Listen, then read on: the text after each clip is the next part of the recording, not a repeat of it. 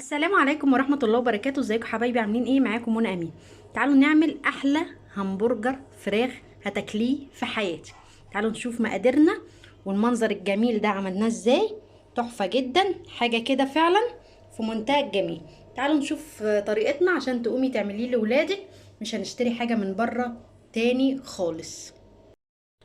هنحتاج مكونات ايه عشان نعمل احلى همبرجر؟ هقولك دلوقتي هنعمل ايه. انا معايا نص بانيه غسلاه ولازم ينشف من المية تماما عشان ما يبقاش فيه سوائل وما يمسكش معايا. البهارات بقى عشان يطلع معاكي همبرجر في منتهى الجمال: فلفل اسود، معلقة ملح، معلقة سكر، معلقة بابريكا. توابل الهمبرجر عايزة تجيبيها جاهزة زي الفل، عايزة تجيبيها من العطار برضو زي الفل. عايزة تعملي، عايزة انتي مكونات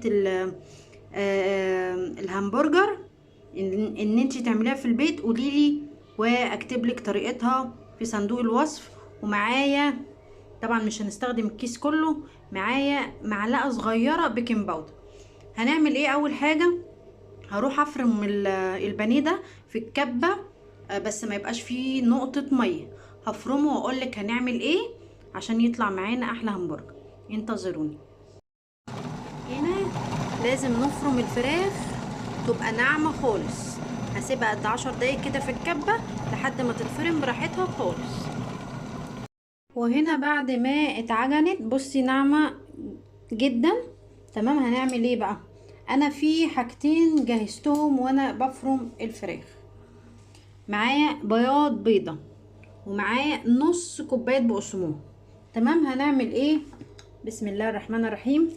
التوابل بتاعتنا كلها اهو.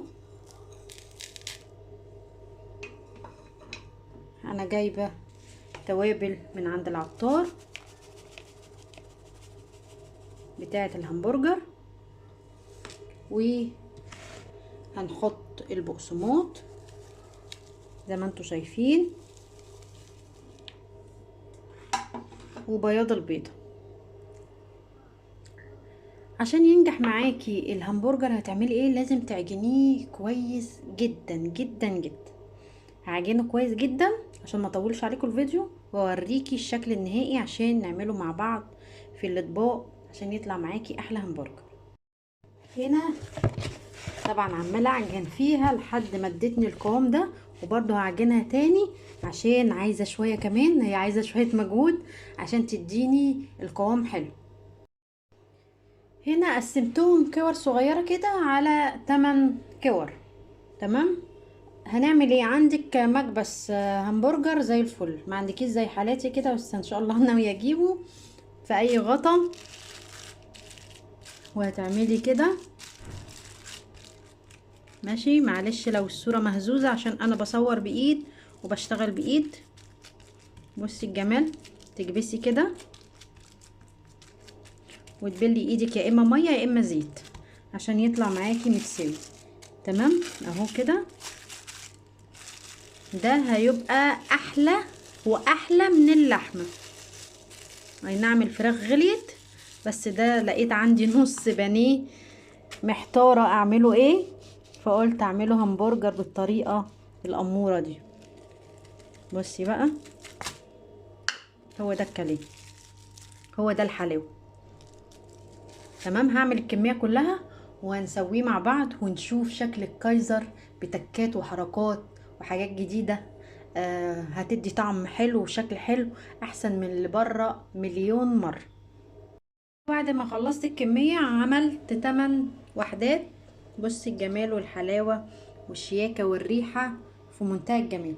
لازم تسيبيها في الفريزر قد نص ساعة او ربع ساعة عشان ما هو كده كده مش هيفك مننا، بس برضو انا اي حاجة بحب اعملها لازم اريحها في التلاجة او في الفريزر شوية عشان تديني التست الحلو في السوا، ما تفكش، ما يعني ما يبقاش فيه مشاكل.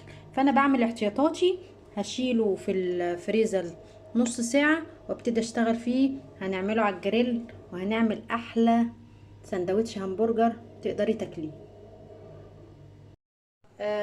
هنا هنجيب جريل، نحط اي مادة دهنية بس بسيطة بالفرشة وهو البرجر. يلا يا ملك حطي، هي ملك قالت هساعدك واحط انا البرجر. يلا يا ملوكه حطي في الطاسه على مهلك، ما تخافيش. احنا لازم بس ايه نسخن الجريل عشان ايه. هاتي يا حبيبتي اهو، بصي مفيش اي مشكله اهو. بس طيب لما يستووا دول نحط التانيين. هنعمل ايه بقى؟ عندي بصلايه هنكرملها في شويه ايه سكر عشان نحطها مع السندوتش. وهنا عندي كابوتشا بشراه، وفي طماطم وفي بيض وفي حاجات حلوه كتير. هنعمل احلى سندوتش برجر احسن من اللي بنجيبه من بره 100 مره. ايه رايك يا ملوكه؟ حلو. حلو. بصي الجمال، بصي الجريل عامل شكل جميل. عامل لك انت ويوسف احلى سندوتش في العالم. بصي الجمال، بصي الحلاوه، تحفه جدا. يلا بقى نكمل انا وانتي السندوتشات. نعمل البصل المكرمل اهو، حاطين عليه معلقه سكر. نكمل بقى بقيه السندوتش.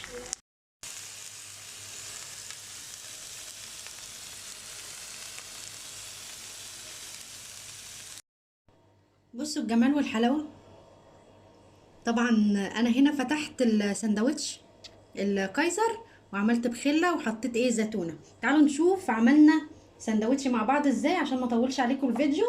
هقول لكم ايه المكونات اللي عملتها. حطينا كاتشب ومعلقه مايونيز، تمام. نفردهم كده ونحط شويه كابوتشا، عايزه تحطيها عاديه مش مفرومه مفيش مشكله. ونحط الهمبرجر الامور ده، ونحط عليه البصل المسكر ده، تمام. ونحط طماطمايه من المشويه،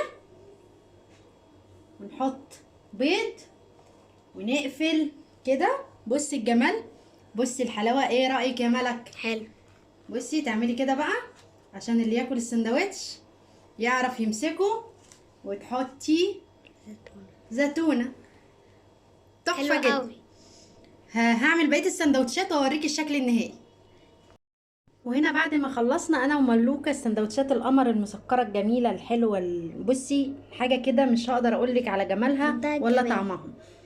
ده طبعا عملته لهم من غير زيتون. هما بياخدوا الهمبرجر مع البيض وكاتشب ومايونيز بس. تمام. هنا بقى بصي قنبله، عشان كده قفلناها عشان اللي ياكل يعرف ياكل السندوتش حلو.